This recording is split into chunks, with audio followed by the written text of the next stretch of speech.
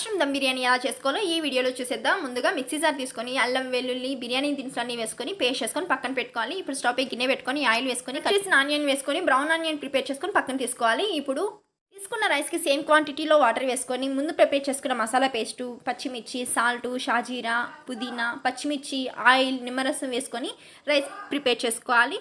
ఇప్పుడు brown onion ready చేసిన ఆయిల్లో ఆనియన్స్, బ్రౌన్ ఆనియన్స్, టమాటా, పచ్చిమిర్చి, పుదీనా, రెడీ చేసిన మసాలా పేస్టు, కారం, ధనియా పొడి, పెరుగు, టేస్ట్కి సరిపోయేంత సాల్ట్, కట్ చేసుకున్న మష్రూమ్ ముక్కలు కూడా వేసుకొని మొత్తం కలుపుకొని ఒక 10 to 15 minutes కుక్ చేసుకోవాలి.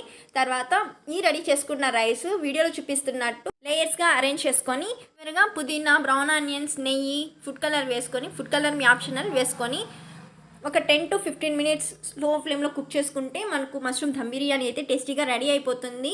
రెసిపీ ట్రై చేయండి, మీకు నచ్చుతుంది. ఈ రెసిపీ మీకు నచ్చిన వీడియో నచ్చినా లైక్ చేసి షేర్ చేసి మన ఛానల్ సబ్స్క్రైబ్ చేసేయండి.